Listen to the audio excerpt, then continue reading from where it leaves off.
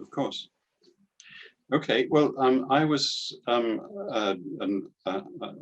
Trinity as an undergraduate from 1971 to 1974, and I then did a PhD in Cambridge, and then moved to St. John's because they offered me. We had money. the same supervisor, Abe Yoffe. I mean, I started so by the way, is Abe, how is Abe doing now? Well, Abe Yoffe is 101. Yes.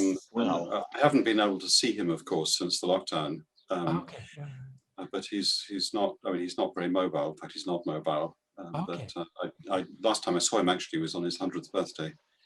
Wow. Yeah. Amazing. November 1919.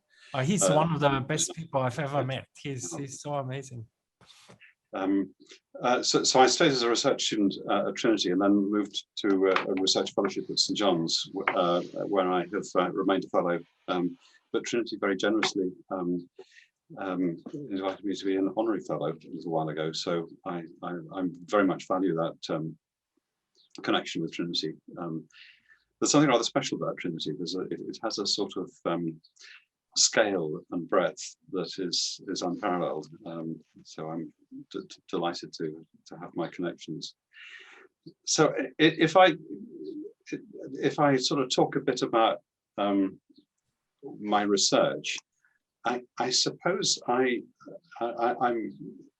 sort of a modern day alchemist. I do find the materials world very intriguing. I know we've wandered into the virtual world a lot these days, but the reality is that a lot of what we're able to do is made possible by like miracles with materials. I mean, the current miracle is quantum technology, but if you actually look at what quantum technology, what makes it work, it is actually devices. It is, like analogs of silicon transistors, superconducting qubits or whatever. And the difference between something which is an idea and something that you can play with and discover how it actually works comes down to the material world. You have to make it. And I sometimes think we have lost that fascination with the material world. We actually don't know what's inside devices that we take for granted. I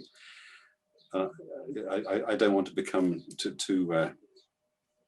far off subject, but I sort of wonder in 500 years' time, what will historians say were the sort of defining creations of our age? I think if we were to go back 1,000 years, we would probably say it was the great cathedrals being built around Europe. If I had to pick an object, I would probably pick the microprocessor in an iPhone. It was the most astonishing object. It has billions of different components that are put together in ways that we thought would not be possible to do, even 20 years ago. It is just astonishing what's inside it. We don't, many of us, even those in the business are not quite sure what's inside it, because they're very hard to reverse engineer. But a lot of that world has been miraculous. And I think it is going to carry on being miraculous. That's to say that we discover we can do things which seemed to be impossible, where we could find good reasons why they would never work. And I think that, together with although I ended up as a professor of physics, I've always had that nagging sense that I should have been a chemist. So I sort of live in the space between the two. Has provided a sort of, I'm not sure that's a rationale, but I've always been intrigued by that world. So I wandered into the world of carbon-based materials when I was doing a sort of postdoc in Paris in the late 70s. Carbon is the most significant element in that it has the most flexible chemistry. So you can make molecules of the most astonishing variety. the other 91 components in the periodic table have much more limited chemistry, and it's much harder to steer your way around structures you might wish to make. So carbon, of course, supports life. It is also the prototypical semiconductor. The most important semiconductor device that has yet been created is the reaction center in photosynthesis. And we don't think of it as a solar cell, but it is the basic driver of what converts sunlight into chemical energy. Is a quite miraculous little diode where the energy from a photon is used to split an electron away from what then becomes a positively charged species, which the jargon is to call that a hole. And the electron is then, in a very subtle way, shuttled away from the reaction center so that it doesn't recombine with the positive charge, because plus and minus stick together pretty strongly. And in most ingenious ways, it's used to do, it then does chemistry, it does reductive chemistry, eventually reducing carbon dioxide to stick lots of hydrogen atoms onto the carbon, and we end up with sugars. And then the whole is actually a waste product, and it ends up being used to oxidize water to produce oxygen gas, which is a bit of luck for the rest of us, for animals, because we have oxygen in the atmosphere. It all comes from photosynthesis. So in the actually in the late 70s, by sort of chance, as these things tend to be, we became aware of less sophisticated materials, but ones that we could sort of handle quite easily in a sort of physics context, where we could move electrons around between molecules and start to see, for example, just metallic conductivity in assemblies of carbon-based molecules. Now, there was a lot of interest in graphene. If I usually lots of heads nod at this point, but I mean, graphene is, if you like, a carbon-based semiconductor, and there's a huge amount of attention around graphene with the Manchester Nobel Prize about a decade ago. But the graphene, or we used to call it graphite when it was, or coal when it was many layers of the stuff, it's black. And it's black because electrons move around quite easily in it, and it does lots of interesting things. But the same chemical structure, which to be technical involves lots of carbon-carbon double bonds, is present in a huge, anything that is colored in nature has got, if you like, that core element of the graphene in there, which was, I have to say, known decades before graphene became interesting. And it's that chemical structure that the jargon is pi electron conjugation. If you have that, then you have the possibility of moving electrons around. Moving electrons between different energy levels is couples to photons, and that gives them color. So color means that photons are being absorbed.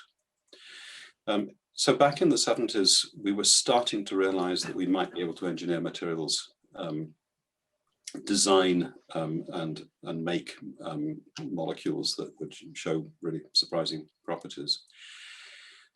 So I sort of made the switch to those organic materials. I came back to Cambridge, and I ended up with an assistant lectureship, as there were then, which meant that we had limited tenure and got less pay for doing the same work as lecturers. And I did set up working on carbon-based materials. We ended up working with what are technically polymers. Polymers are sort of long chain molecules that are quite easy to process. You can the right ones you can paint or print into make thin films or patent thin films. And by the mid-80s, we had discovered a pretty good way of making just about any semiconductor device. We had a big paper on transistors in 1988. And then we had what turned out to be a very important paper, which we published in 1990, showing that we could make light-emitting diodes with some of these colorful organic materials. And there were other things going on elsewhere. There was some very important work in the Kodak Research Lab in Rochester, in upstate New York. But we managed to get a very good patent position on getting light out of diodes made with organic semiconductors. And that was the route that caused me to become interested in commercialization. But I'll perhaps stick to Gerhard's agenda and stay with the science for a while. But I've been talking rather seriously for a few moments. Can I see whether anyone wants to slow me down or? Okay. Any questions? I still remember, of course, we overlapped at that time. I met you first in 77, and we did one experiment together with the equipment I had built for my PhD. I forgot exactly what it was, but it was on one of your polymers, I think. We were doing primary soft luminescence measurements on that. Oh yes, it would have been. Yes, absolutely. Yes. So the light-emitting diode world, of course, has absolutely blossomed, developed commercially in Korea by LG, who make OLED televisions, and by Samsung, who put OLEDs into smartphone displays. It's turned into a very large, and it's the fastest growing display technology. I have to say, a lot of it now is happening in China. It is quite remarkable how quickly China is now leading that work. But I'll come back to commercialization, and I'll stick with the science. So we've tried to just keep that curiosity about why, what a semiconductor is, what are the conditions where you can detach electrons away from a molecule or a bit of semiconductor and move them around freely, which is, that's the point when we get the useful functions. And it's really intriguing because according to the textbooks, the organic materials shouldn't work, largely because the electrostatics, the attractive force between plus and minus charges, appears much more strongly in materials that don't have a lot of electrons around. So if you use carbon, there just aren't a lot of screening electrons. If you go up to silicon, it's much further down the periodic table, and there's much more screening of other electrons by other electrons, so that a lot of this textbook description of how electrons and holes move around in a transistor just ignore the Coulomb interaction, the electrostatics, completely, because it's as though it had been screened away. But in our world, that electrostatic interaction is very strong, and in spite of that, it turns out, with the right designs or understanding of how that Coulomb interaction plays, it's turned out to be possible to create a sort of parallel world of like the fundamental electronic properties of materials, and how that turns into different designs for devices. And I would say that display applications has been a huge pull, because it's a very high added value component.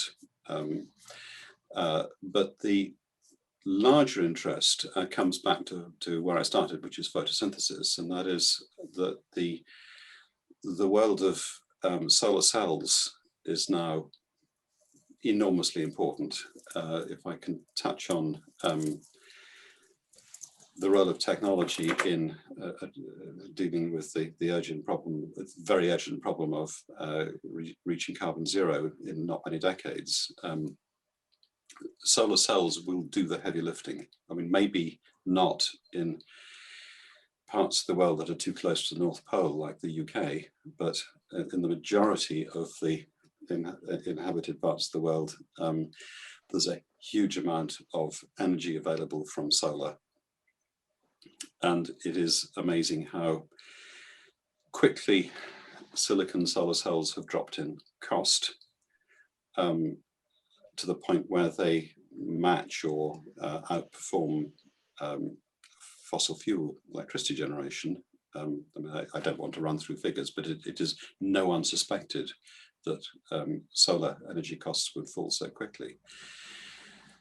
But silicon is a pretty crazy material to make a solar cell with, because it's not very efficient. You can only get realistically 25% of the energy in sunlight converted into useful electricity, because silicon doesn't match the solar spectrum very effectively. So the opportunity for other approaches, new materials, is there in a way that it wasn't even a decade ago. And one of the themes that I tend to talk about is that I don't think one can separate science and engineering and technology. They are different perspectives on the same thing. And technology has always been the driver for scientific discovery, and scientific discovery has equally been the driver for technological innovations. But where there is an industrial need, it is amazing how that tends to drive real discovery. And if you look at the astonishing advances in the world of semiconductors, which produced some fundamental discoveries, the quantum Hall effect, the fractional quantum Hall effect, superconductivity, there are a whole set of materials properties which were really developed because of the commercial pull to make the semiconductor industry work. And I do think that the world of energy generation and also storage with batteries is in its infancy. We have used, if you like, hand-me-down technologies that were developed for other purposes. But now the scale is so large, the opportunities are so large that developing from new science technologies that will outperform in those applications is just going to happen. So a lot of what I'm interested in now is solar energy generation. We can re-engineer the light-emitting diodes that are in OLED displays to turn them into solar cells. That's been done tolerably well for a while. The science question is, it comes back to this problem of the Coulomb interaction. That it's, when you make a solar cell, I'm waving my hands at this point, I have to raise them quite high on my Zoom screen. The problem is that you need to pull apart an electron and the positive charge it leaves behind. And you have to do work to do that. You have to work against the electrostatics. And in silicon, that's easy because everything gets screened away. But as soon as you go to, I mean, it's miraculous it works in photosynthesis, to the molecular systems, it is very hard to avoid the Coulomb interaction, but you can, and there are now some remarkably good performance from organic solar cells. It's within range of silicon, but a lot of what we've been doing is just exploring designs and based around the sort of fundamental questions of how the electrostatics, and associated with that are some curious spin properties due to the spin configurations of an electron hole can be in a spin parallel configuration or a spin anti-parallel configuration. It matters a lot which it is, and the spin engineering turns out to be very important, and we wander into sort of spintronics. But it's quite an open space. And in parallel with that, there have been, I'm sure many of you have picked up on the word perovskite, which is a descriptor of a particular chemical crystal structure adopted by quite a range of minerals.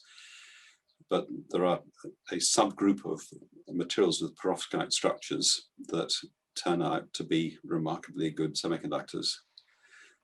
And perovskites now make pretty good solar cells. the key breakthrough was actually made by a former PhD student of mine, Henry Snaith, who's now a professor in Oxford, who's done spectacularly important work and has a great company, Oxford PV.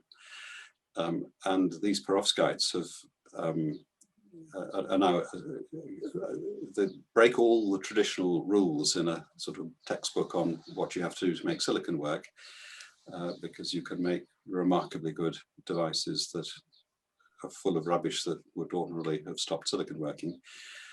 And perovskites have come on the scene. They look fantastic. But it's that, a bit like the sort of dawn of the motor car. There's a multiplicity of approaches towards technologies and a multiplicity of companies. It's a very creative stage when new opportunities are being explored. So that's a little bit about, I try to stick to the science. I'll happily talk about the commercial world. Can I just ask a quick question? Please, yes, I need to interrupt you much more frequently. Yeah, which is, what are the efficiencies now being achieved, and how has that been evolved over time? Could you just talk about that a bit? You mentioned it's approaching silicon, but right, how does that okay. So the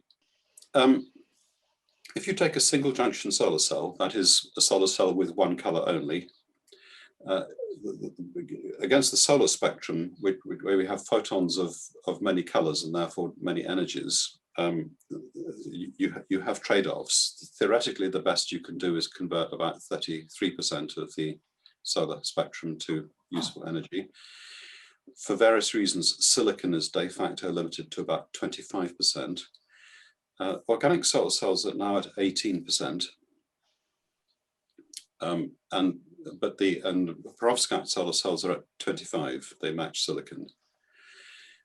The big interest, however, is to divide the solar spectrum up so that you can get more voltage from the higher energy blue, green, or UV photons, or red photons, together with a lower voltage from the infrared photons. And that way you can, that's a so-called tandem cell, that way you can get beyond that 33% efficiency limit. So that's done with gallium arsenide type materials for very expensive solar panels that go onto satellites that are never going to make it in the solar farm world.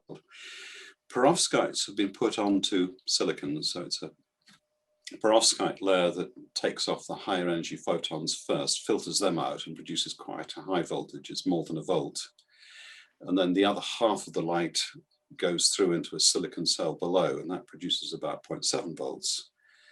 And with that tandem configuration, the efficiencies are now up to about 30%, which is, so 30% is 5% more than 25, but it's quite a large fraction. And in a business where margins are small, that efficiency gain is very significant. So a lot of the balance of systems costs now outweigh the semiconductor element.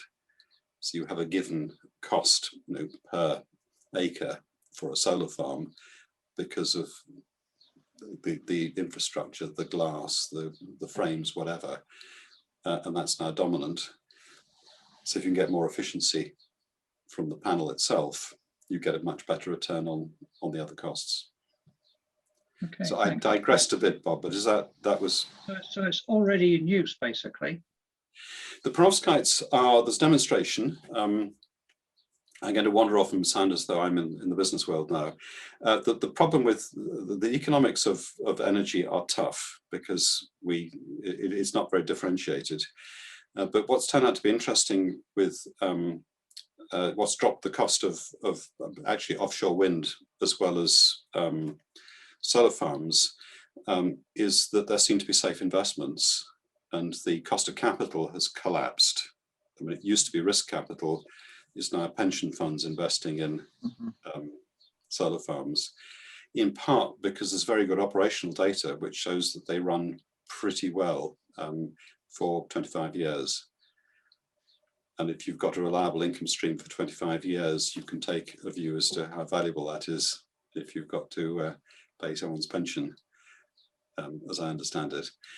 So long life expectancy is critical, and that is a big hurdle for a new technology.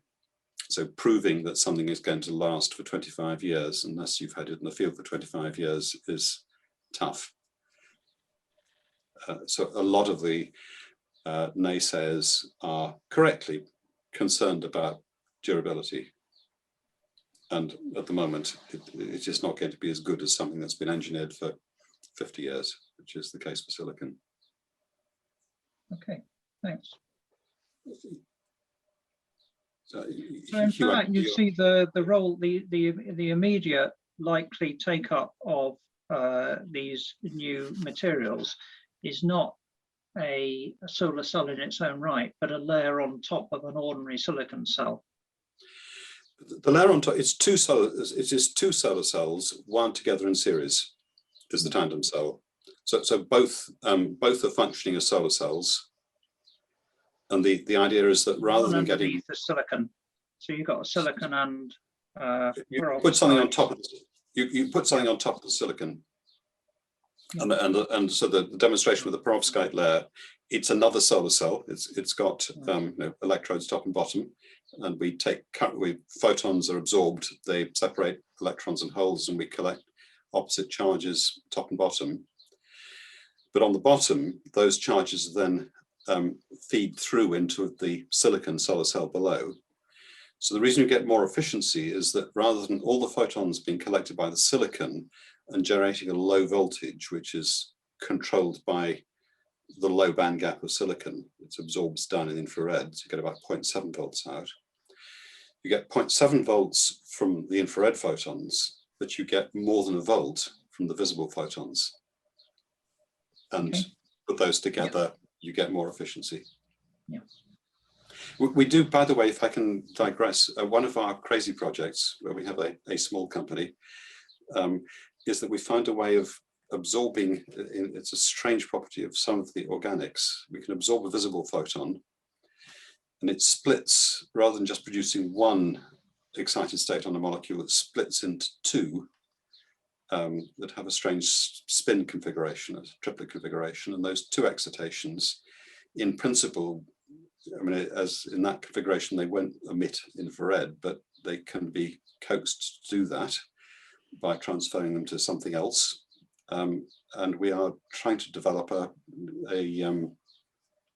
sort of coating to put on a silicon solar cell where we absorb visible light, get a sort of buy one, get one free process that runs, it's a very strange quantum mechanical process that we've been exploring for the last decade. It's very fast, very efficient to produce two infrared excitations. And the challenge is to transfer that energy down to silicon below.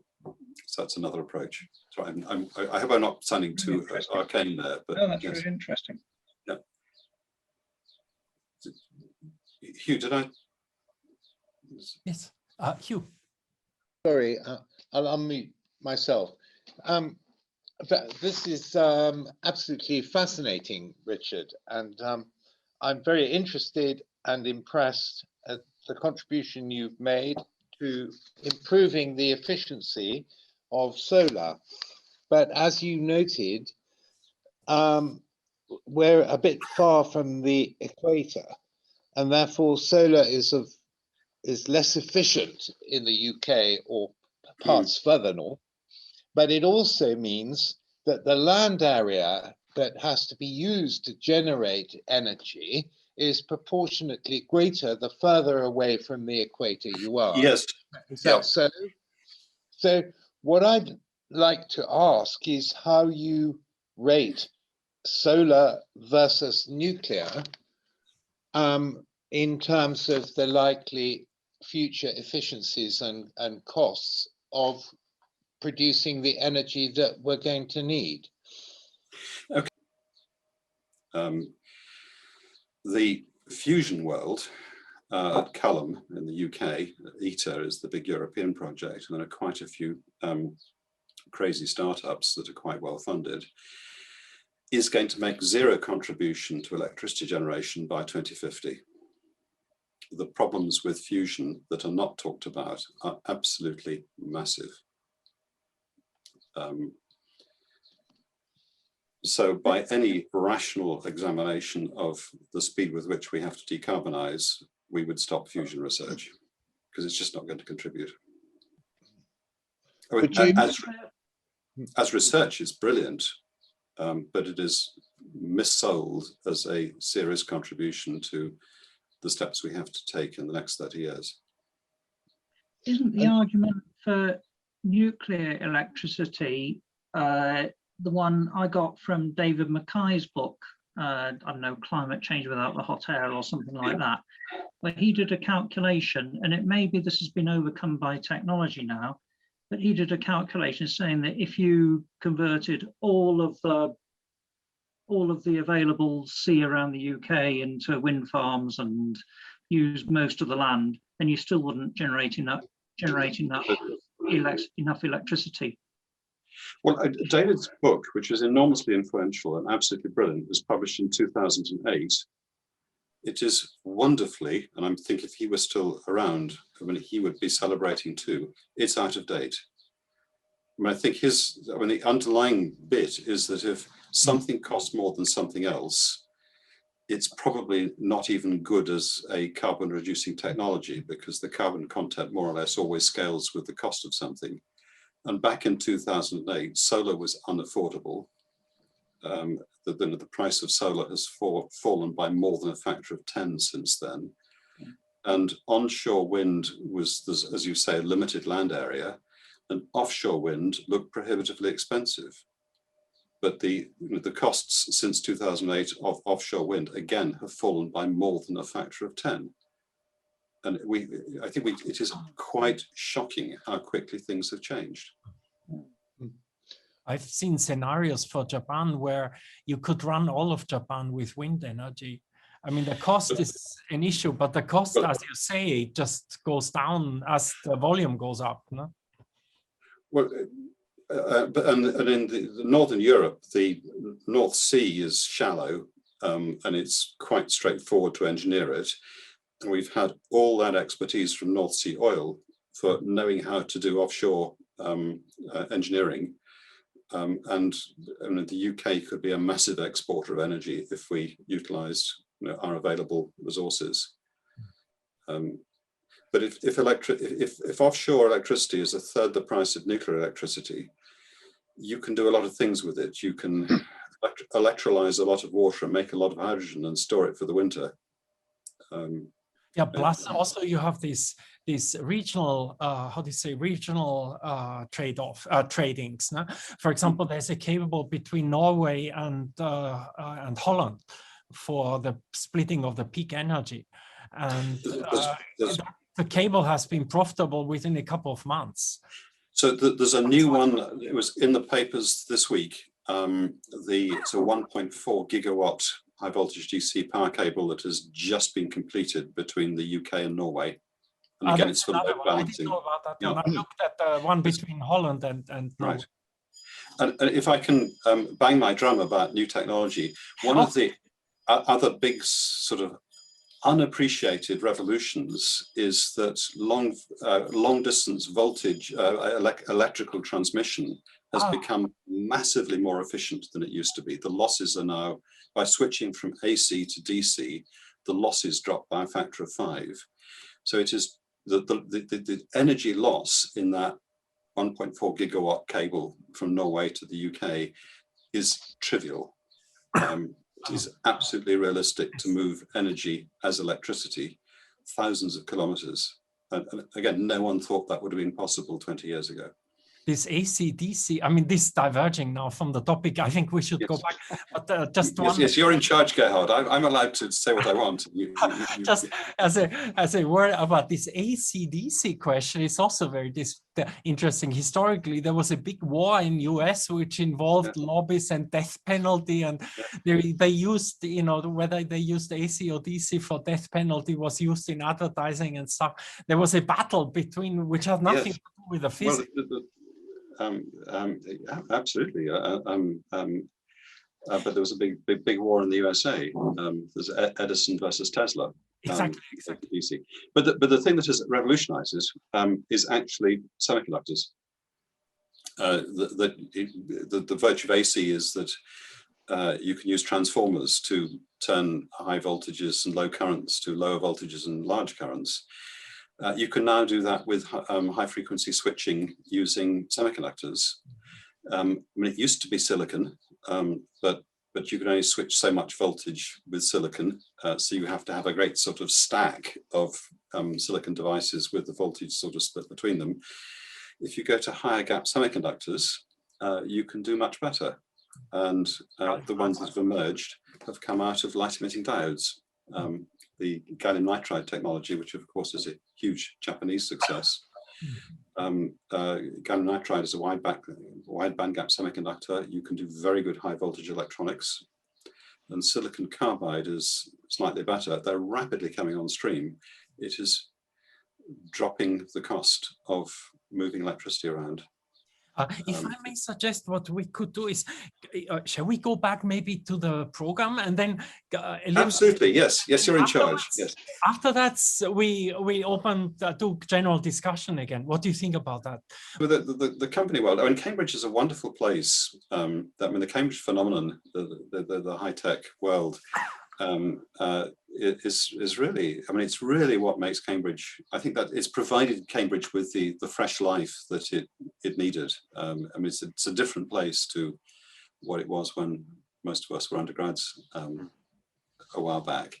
I think Sir Neville Mott was a kind of key person in that with his report. Well, and I mean, you are the other key person in I actually think companies. I think the Trinity Science Park was one of the events, actually, the sort of early investment.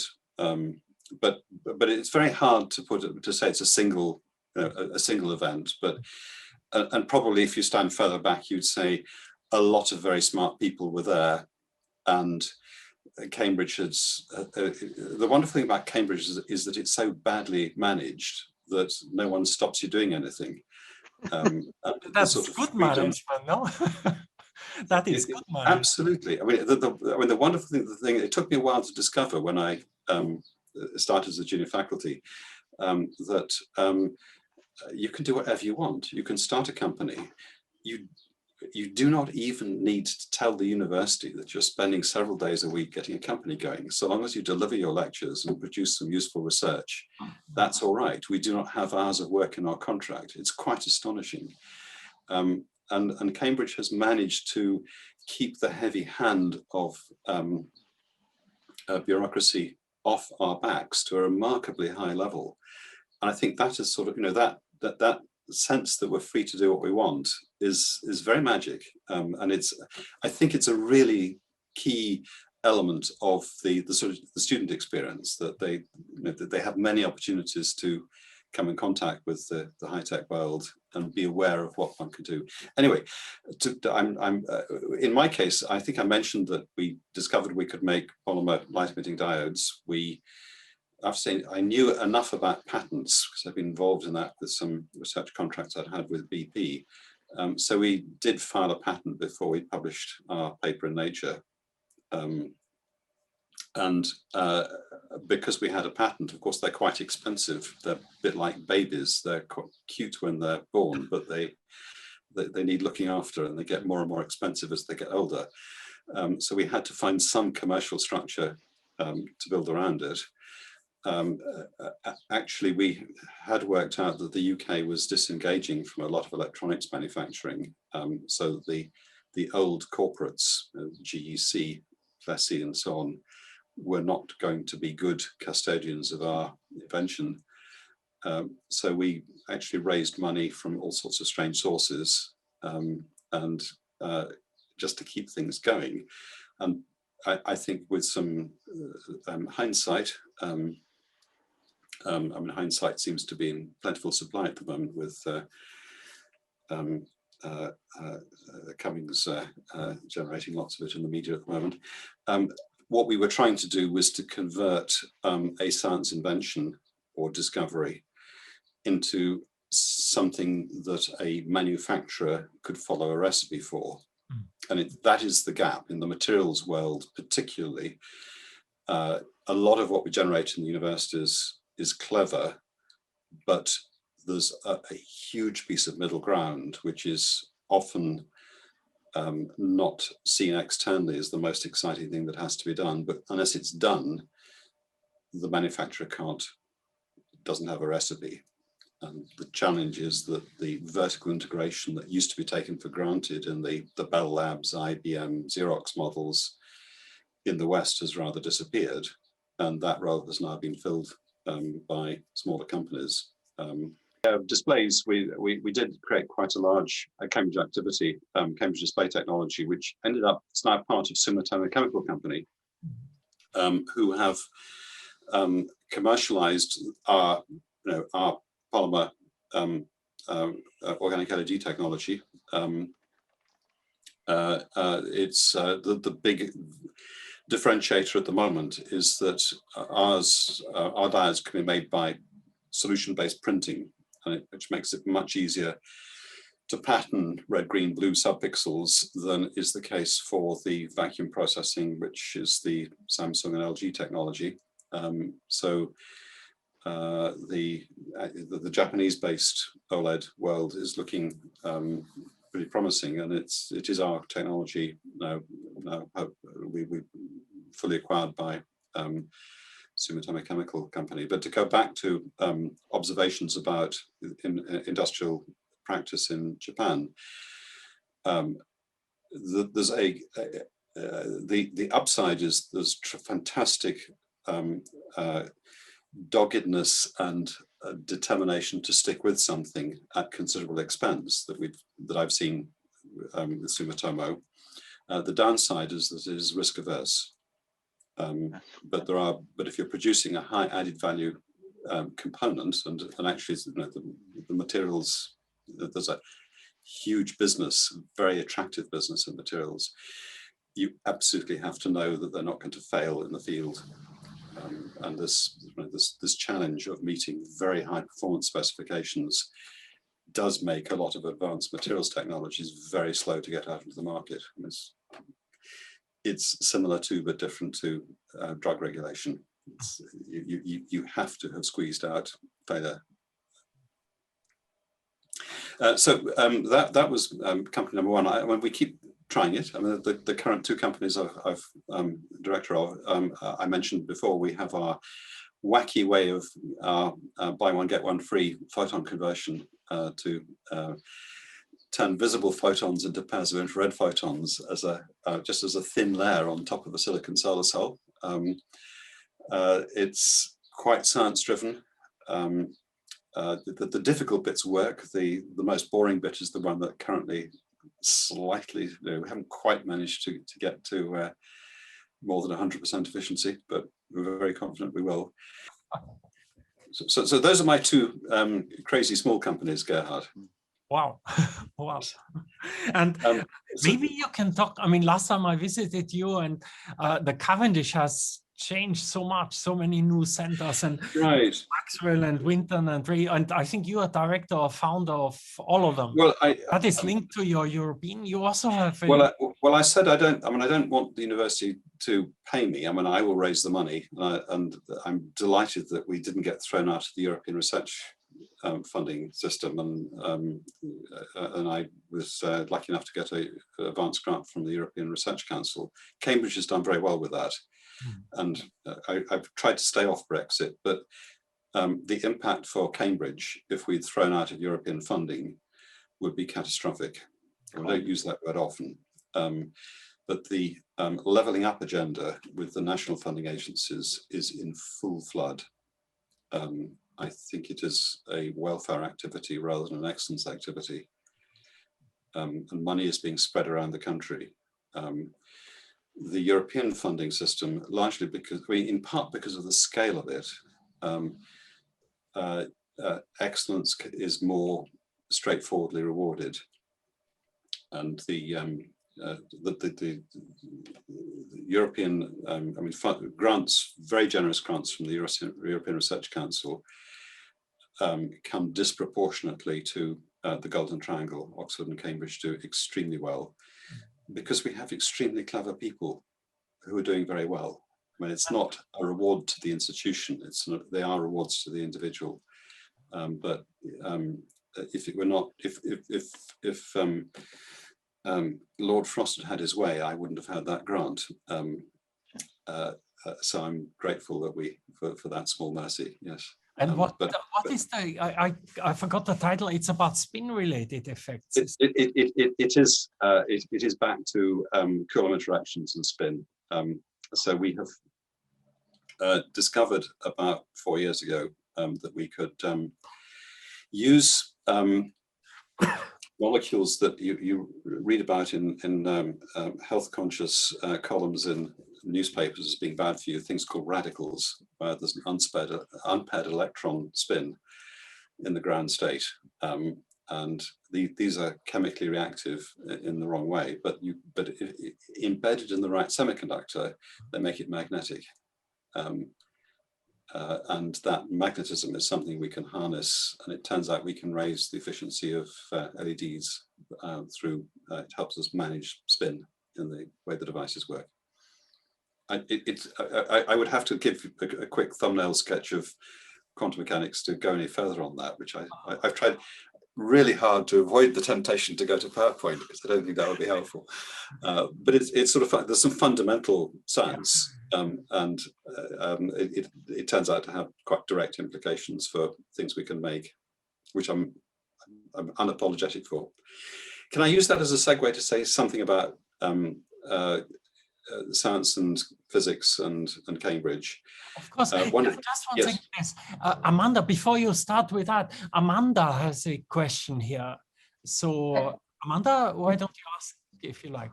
Yes, I really liked what you were explaining about the new technology and the challenges of trying to get it out there so that those who are dismissive of it will take it up.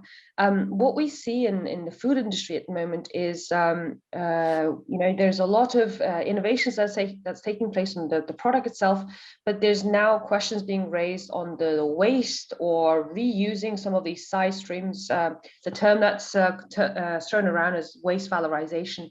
Now, my question is, these technologies that you are developing, and as well as your peers are developing, maybe 50, 100 years out of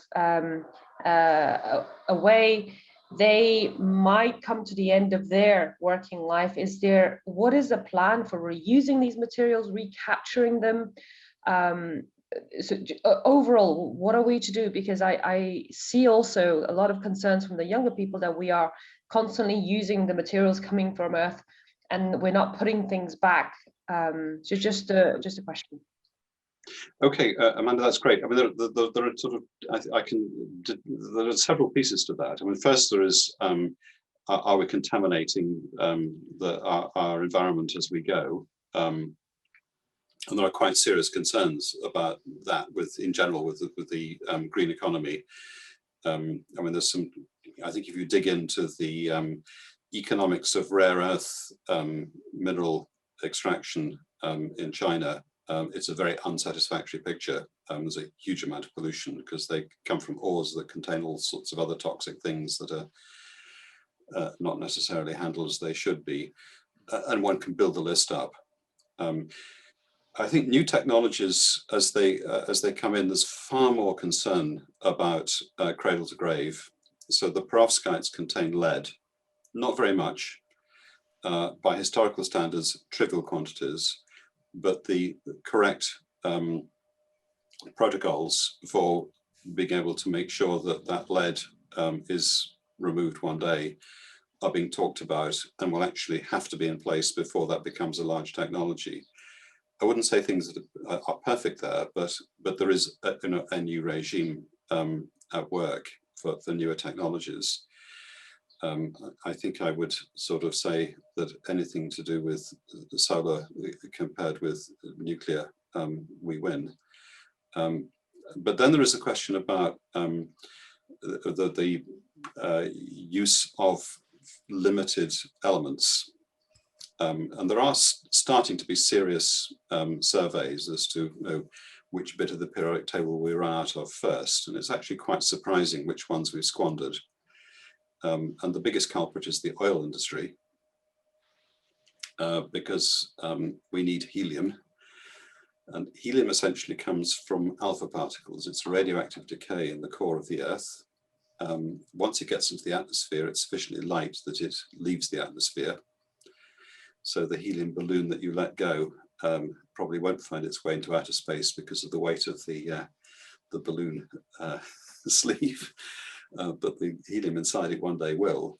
And the helium that we use has accumulated in impermeable layers, under impermeable layers where oil and gas has accumulated.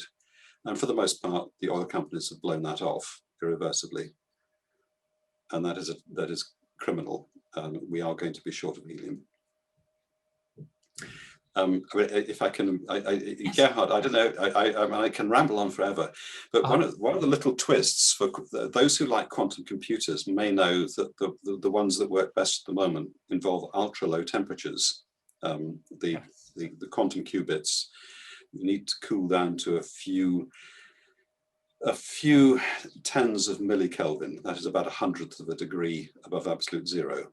I mean, it's pretty cold. To do that, you need what's called the helium dilution refrigerator, which runs by, it's a sort of cooling by expansion of the concentration of the isotope helium-3 in majority helium-4.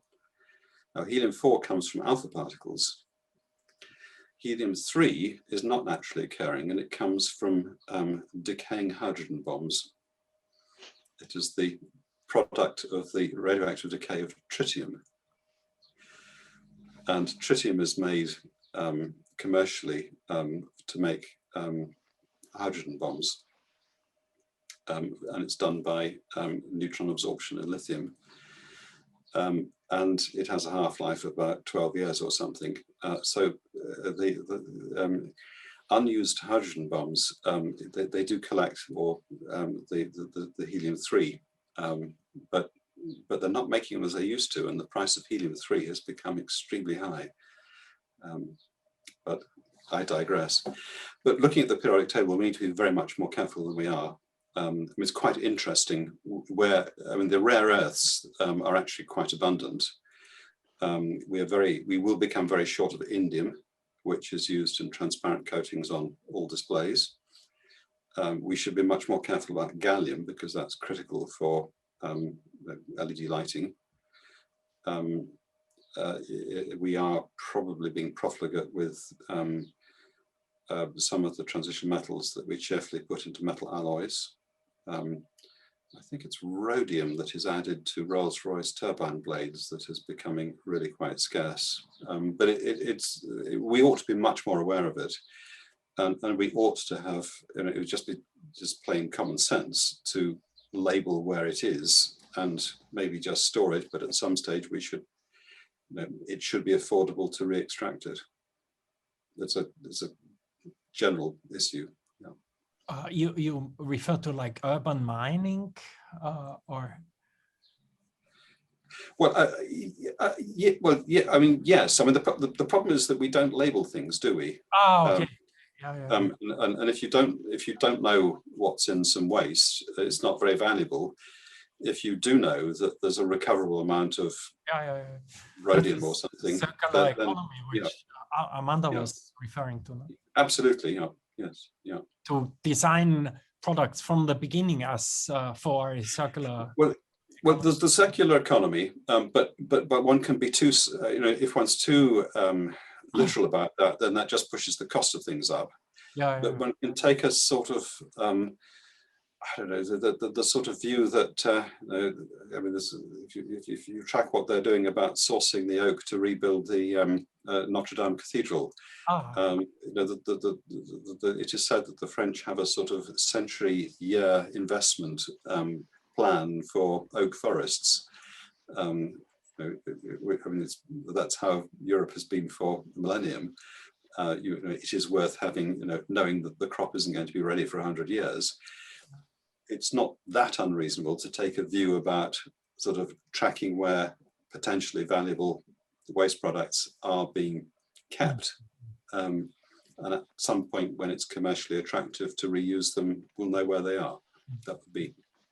Maybe, if you like, Not so we will hard. talk a little bit about the Cavendish, and then Yes. afterwards we can have a discussion. But we, I am rambling on. I mean, I hope everyone is getting to, yes. That's So wonderful. the Cavendish.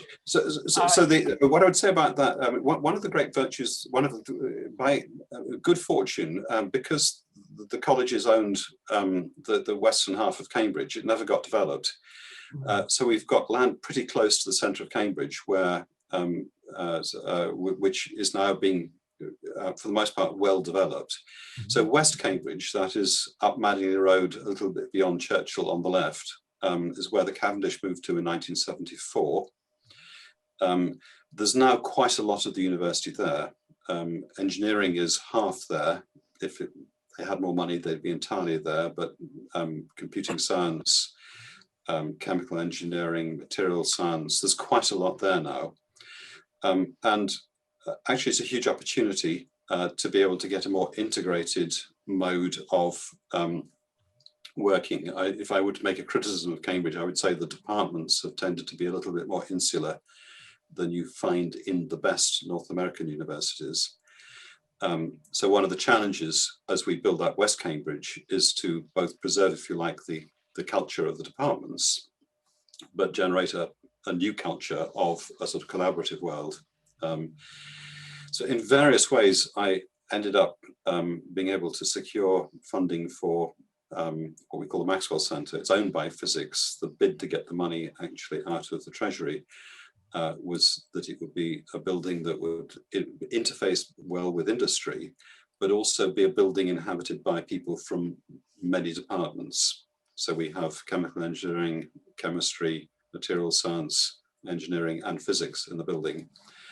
And it's turned out to, I mean, it's quite an attractive building. It houses,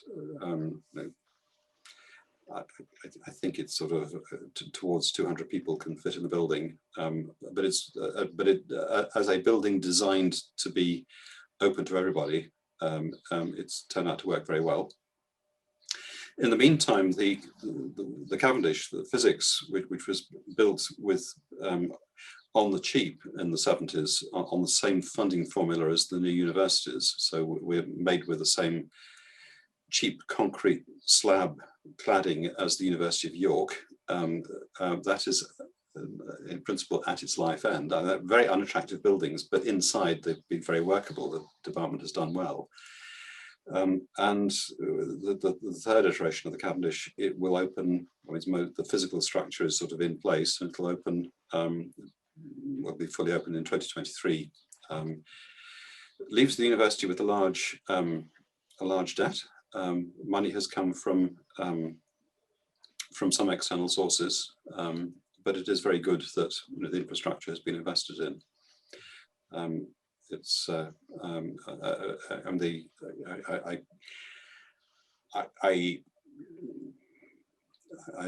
have to be very careful what I say. I think I'm probably at the margin of being a proper physicist, because I don't, I think quite a lot of physics is still quite wedded to some traditional views about big projects. And for me, I think the best of Cambridge is that it's a place where small scale things can get going, even if they're not on the grand design plan. I mean, Crick and Watson would be the biggest success that Cambridge has measured, that managed. That, if you like, it was inefficient management by Bragg as director of the Cavendish Laboratory that kept a couple of people who weren't really physicists alive and well to do something important. In a better run department, they'd have been thrown out.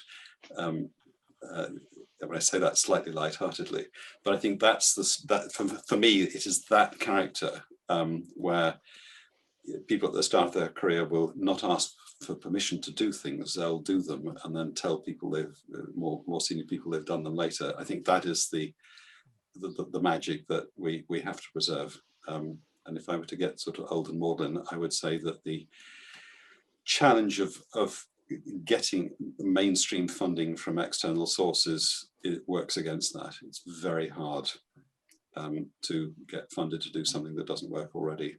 And if I were to sort of look at where Cambridge, with its wonderful external alumni group can do things differently, I think philanthropic support for research rather than buildings is going to be important. It is already very important in the USA. And Gerhard, you mentioned the Winton program. This is David Harding, who is a physics alumni of, actually, who's at St. Catherine's, who set up Winton Capital Management, which has been pretty successful. He's given a lot of money philanthropically. He gave physics £20 million, and we ran a spend down over 10 years program to fund new activities on what we call the physics of sustainability. And that has actually brought what I think the way that physics operates is fantastic. It's a sort of toolkit that is valuable in almost all situations. And we have managed to get more, if you like, earlier stage sort of materials for sustainability based projects going pretty well. And that has made quite a big influence on the balance of the department, although, of course, astronomy and particle physics and quantum technology are thriving, and they will do in the grand new building. So thank you so much for a fantastic discussion. So maybe we can have questions from the people who are here. Kimberly, do you have a question maybe? Yes, I do. In the startup in which I work, we are using the Department of Defense to increase our technology readiness level from 4 and 5 to a higher level. It sounds to me that you've avoided any defense-related funding to push ahead some of your research. Do you have comments on that, please? It's largely because in the UK it's not really available. In my early career, the defence establishment in Malvern was doing wonderful things. Its early work on displays, the first working liquid crystal display was made in Malvern. The fundamental work on semiconductors less spoken about than Bell Labs was done there. It's gone. And by the way, Malvern were big sponsors of research in the universities. I had some sponsorship early on for some long range things. In the UK rush to the market, we have failed to understand that quite a lot of government spend should have been providing some of that infrastructure for conversion of early stage to commercially mature or commercially ready technology. And we are simply, we're too much purchasers of other people's technology in the defense sector, as far as I understand. And I think that's very damaging. In the US, the defense world has much criticized. It has almost certainly been the bedrock that allowed Silicon Valley to take off. There's no clean, the moral issues or the ethical issues are there, but there are so many other issues as well. If you can say, well, scrap defense spending, well then what is going to fill the gap? All advanced economies use taxpayer money in one way or another to provide that, if you like, national laboratory infrastructure, but the UK is extremely light on that. We scrapped a lot of it. I can say probably the best example that's Israel. I mean, you get fantastic Israeli tech companies, and you say to them, you must have fantastic education here. They say, no, it's the army. It's the armed forces that really bring the technology together and enable some fantastic companies. I'm actually visiting professor at the Technion. I love Israel. I have some lots of wonderful former students who are now professors. Oh, it's a great country. And it's simply exhilarating because the conversations you have there are just wonderful. But yes, the stories about what people do in their 3 years military service if they're male and 2 years if they're female, it's wonderful. So I don't want to sound as though I'm not have no ethical standards, Kimberly, but so my absence of defence funding is through the absence of available defence funding. Yes, I get a newsletter from DASA about UK opportunities, and I keep raising these with my colleagues continuously, especially one about wind farms. And their current one is, how do you tell if an enemy fighter jet is flying in, you know, with the radar masked by the wind farm? I think that's a perfect format for the technology in the company. But that's fun. Yes. Yes. God, okay, because of course these blades will create dreadful radar signatures, won't they? I mean, there'll be Doppler shifts and everything that will scramble a decent radar system. Yeah. Yes. I hadn't thought of that. Yes. Yeah. Okay. Thank you. You have questions? Sorry, Kimberly. Oh, I finished. I'm opening the floor to other people. Thank you. Hugh, did you want to ask? Hugh, I think you are muted. On mute. No, I think, thank you very much. That's fascinating. No, I don't want to ask any further questions along the road that I had embarked upon earlier, but perhaps another time. Okay. But I learned a lot and found today's session fascinating. So thank you very much.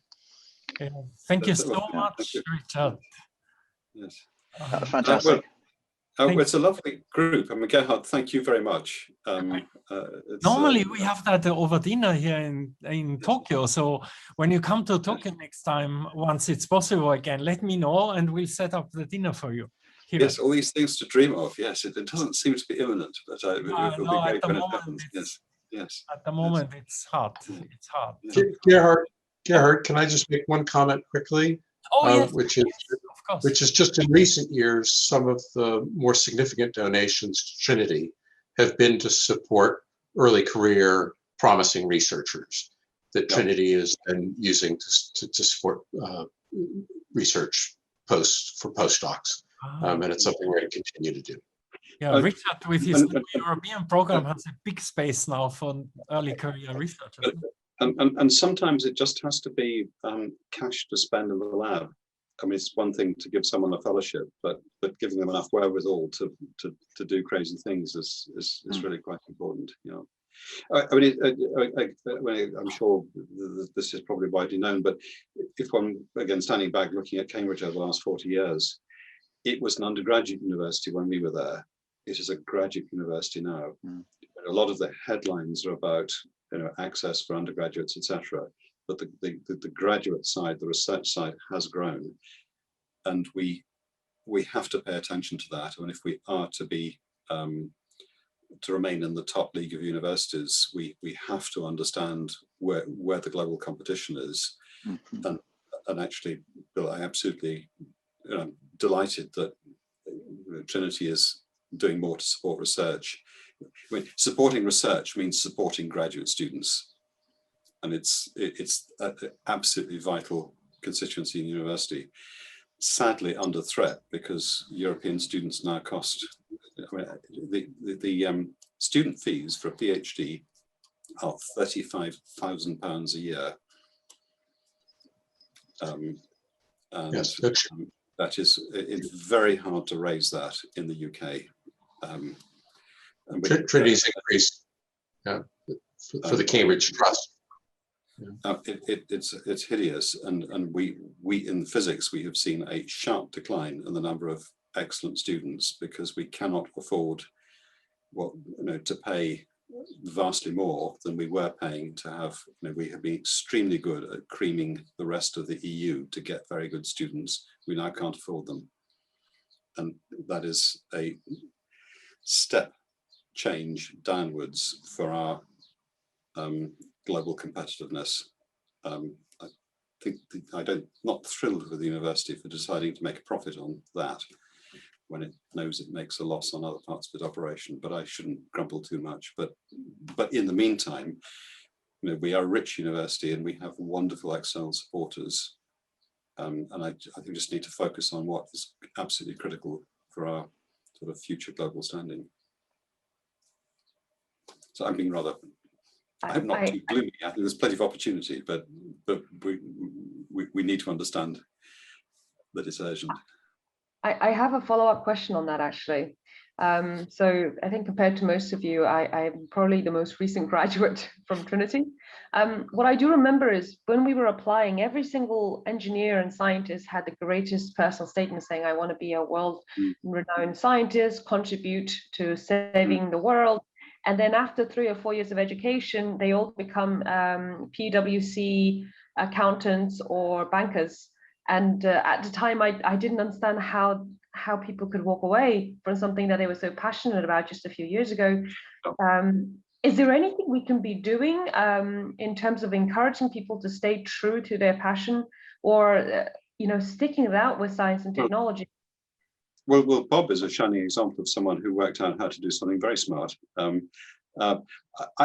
think that the problem is, who do you go and work for? If you want to stay an engineer, where are the great employment opportunities? And I think it's a real challenge as we decarbonize the economy. If you wanted to work in energy a generation ago, Shell and BP were very good employers. They knew how to get the best out of very smart Oxbridge graduates. Where are the equivalent green companies? Well, they're not credible for the most part. Yeah. And I think unless we can create that infrastructure of good employment opportunities that would match what is there in the financial sector, inevitably, graduates are going to turn to where the best will be got from them. There's no point being clever in a dumb job that's never going to succeed. And good things have been done. If you pick the best bits of other systems, of course, that's not a fair comparison, but look at, what used to be called Dong Energy and is now Ørsted, which is the Danish oil and natural gas company. Ørsted has a capitalization that is heading towards BP's. It's made a really good business by taking a fairly long-term play on renewables. And it's a Danish company, it's not a British company. I know quite a few very interesting ventures who do like virtual power stations, for example, the grid management, but this is a kind of a secondary level. That's the challenge. And I think we have to, it's a challenge for perhaps all of the democratic nations that market forces have gone in a certain way. And one of the problems with, if you like, the old-fashioned jobs is that the rewards take longer to appear. But it's part of it. It's a sort of national debate that we must have about making sure that those who have the talent and the ambition can actually perform that across the whole economy. Amanda, I haven't provided an answer, but maybe an explanation or a view on that. We do our bit with our smaller companies. But Cambridge is doing a very good job in creating also big companies like ARM, for example. Well, ARM has done well. Although whether or not it gets swallowed by, which is the NVIDIA, or whatever it is, whether it gets swallowed, in which case it will disappear, we're not sure. And we do a good job, but nationally, we haven't got a plan. But we had a similar discussion with Greg Winter, and he's an evolutionary man, of course. He works on evolution and kind of aided evolution. So I asked him, so do you think we want to have a top-down organization of society, or does he take an evolutionary approach? And his answer was, you need both. I was asking him, about the innovation management, where you can have the top down and then evolution is like bottom up, which is I'm a keen gardener. And I think gardening is a great metaphor, that you need to get the ecosystem right, and then you try experiments to see what grows and thrives and what should have thrived but doesn't. But if you've looked after the soil and got the nutrients right and so on, if something can grow, it will. But that's the infrastructure. That's the bit that governments should spend taxpayers' money wisely with. So that sort of core structure, the level of nutrients being at a sufficient that where the commercial world can take off, it will. Is that sort of top down and bottom up, I suspect? Yes. But of course, what you also need is you don't need a suffocating layer of regulation on top. No? Like what you mentioned in Cambridge, where people can do what they want to do within limits. But the view about regulation is that there is regulation everywhere. A lot of the time we don't recognize what it is. And being more upfront about understanding what de facto is a bias to certain activities against others is something we need to take more seriously. So examination of, the UK was much derided when it set up the auction process for offshore wind, because initially it was very expensive. It turned out to be brilliant. Now that's, if you like, an intervention. But so also was an intervention that skewed energy procurement towards fossil fuels. By the way, the electricity distribution industry is strongly skewed to the incumbents because it's all been set up to, the regulatory structure is there to regulate what was there. It turns out to block quite a lot of the trading that there should be with intermittent renewables. And it requires real. It has to be government that does it, because the techers don't vote for Christmas. But we need to reframe what we think should be happening, what we want to allow to happen, and then let the market get there. There's a Bill wanted to ask or contribute. Bill, you wanted to say something. I was just going to answer Amanda's question, is that at the college, as I understand it, we're aware of this conundrum that undergraduates face as they're looking at their futures. And one of the things we try to do is to provide good support financially when they transition to graduate students, while also encouraging new blood to come to the university as well. So it's a balance.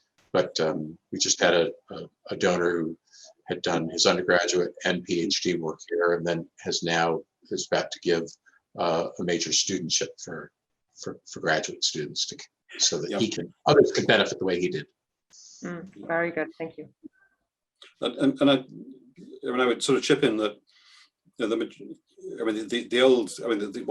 one reads too often that the problem with doing a PhD is that there isn't an academic job at the end of it, which is. Many of my colleagues say that, and therefore they all fail when they don't get lectureships somewhere or professorships. And that is completely the wrong way of putting it. I mean, the vast majority of PhDs, certainly the ones I know about in the numerate world, pick up skills that are incredibly valuable, and they go off in all parts of the economy. I mean, the financial sector in the UK would not survive without them, in my view. But they pick up those numeracy skills in the real world in graduate studies. And then certainly in Cambridge, they understand that the opportunities are broad. And yes, Amanda, they do go off into the non-labeled engineering world, but the economy benefits.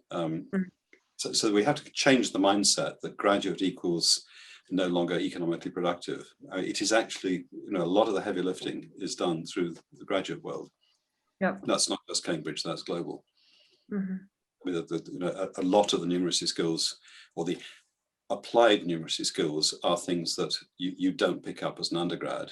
I mean, it's like training to be a doctor. You wouldn't let medical students after the preclinical to be let loose as practicing doctors. They have to have the clinical bit as well. And if you like, a lot of graduate training is the clinical bit, it's the practice.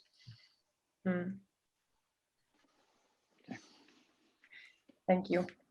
So I'm talking too much. I should be, yes. No, I have taken lots of notes from your answers and Bill's comments, and I will go and mull on these until I find my truth that I can use to inspire the next generation to stick with it. Good. No, I agree. Yes, yes. And we, I mean, the number of high-tech jobs in Cambridge is just keeps growing. I mean, it's sort of extraordinary. I mean, I think we all thought there was a sort of limited market for it, but it carries on growing linearly. It's the high-tech world in Cambridge is vastly larger than the university now. No one would have expected that. It's just I mean, collectively we're considerably larger than Rolls-Royce or other significant companies. And actually much more secure because we're much more diversified. Mm. I mean, one of the great strengths of the science parks is tracking rental income through depressions, and it doesn't dip. I know St John's, and Walter Herriot did a wonderful job in the St John's Innovation Park. He had absolute genius for spotting companies that were going to succeed. Unfortunately, the college didn't bet on him and take a small stake in all these companies. we should have made a killing on autonomy, but we didn't. So it's but actually, there's real work to be done understanding what went right with science parks, because I mean, Trinity again, John Bradfield. I mean, there's something completely magic there was going on. I know it seems a bit banal, but picking tenants on the grounds they'll pay the rent is actually a pretty good match for they're going to be very successful. Okay. Yeah, we have more than 2 hours now. Thank you. I'm sorry. Yes, you have other things to do, and no. I'm semi-retired. Yeah, no, you are going to start your new companies and do the European project. Yes. And yeah, it was so fantastic you joined us. Thank you so very much. Oh. And I hope to see you again soon in Cambridge, or you should come when it's possible again. We can have a dinner with you here in Tokyo. Absolutely, that would be wonderful. And thank you all. I think I've made some new, well, revisited some old friendships and made some new contacts. I'd be very happy to keep any lines of conversation going. It's been great. No, that was very enjoyable. Much appreciated. Thank you very much indeed. Very much indeed. Yeah. Yes, Thank thank you all. Thank you, Thank you. Richard. All the best. Thank you very much. Thank you. Okay, bye.